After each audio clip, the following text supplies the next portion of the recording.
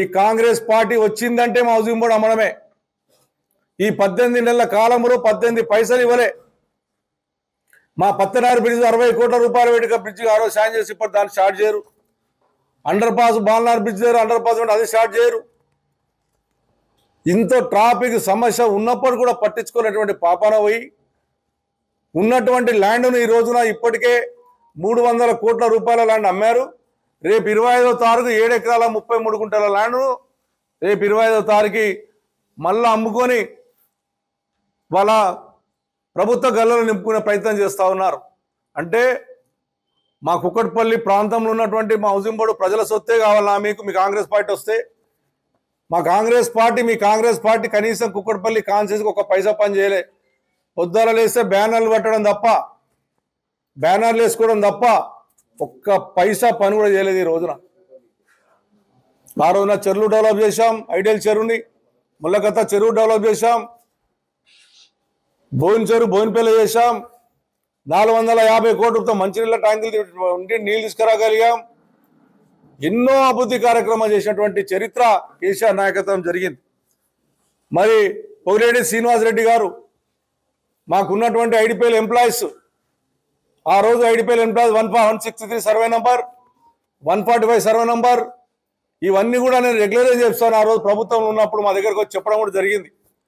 మరి ఈ ప్రభుత్వం వచ్చిన తర్వాత మా సర్దార్ పటేల్ నగర్ కానీ, మా సిబిసిడి కానీ, మా వసంత నగర్ కానీ, ఎన్ఆర్ఐ కానీ ఇవాళ మీరు రిజిస్ట్రేషన్ ఆపింది, పర్మిషన్ ఆపింది వాస్తవం కదా?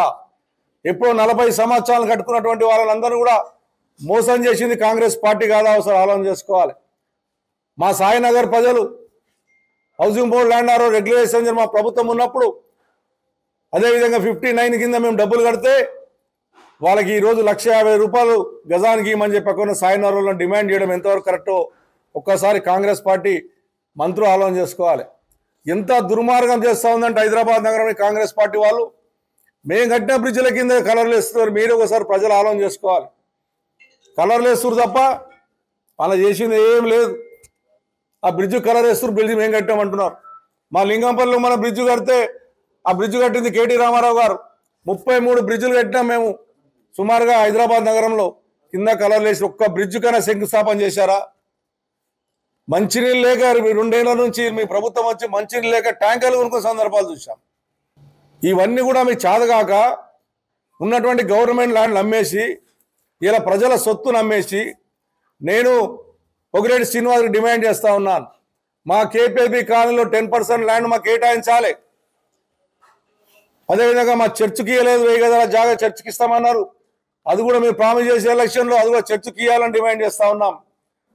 థర్డ్ ఫేజ్లో వినాయక టెంపుల్కి దానికి సుమారుగా 400 గజాల టెంపుల్ 20 సంవత్సరాల కింద టెంపుల్ కట్టుకుంటే అక్కడ పోయి కాంపౌండ్ కట్టే ప్రయత్నం చేస్తూ ఉన్నారు. వీళ్ళు అమ్ముకోవడం తప్ప ఒక్క పైసా పనిచేయలేనటువంటి దుర్మార్గమైన స్థితిలో ఈ కాంగ్రెస్ పార్టీ ఉంది. కాంగ్రెస్ నాయకులు ఉన్నారు. పొద్దుగల లేస్తే పంచాలు పెట్టి కేసీఆర్ తిట్టుకుంటా, కేటీఆర్ తిట్టుకుంటా, టీఆర్ఎస్ పార్టీని తిట్టుకుంటా, ఇదొక్కటే తప్ప మీరు చేసింది ఏమి లేదని చెప్పి నేను తెలియజేస్తా ఉన్నాను.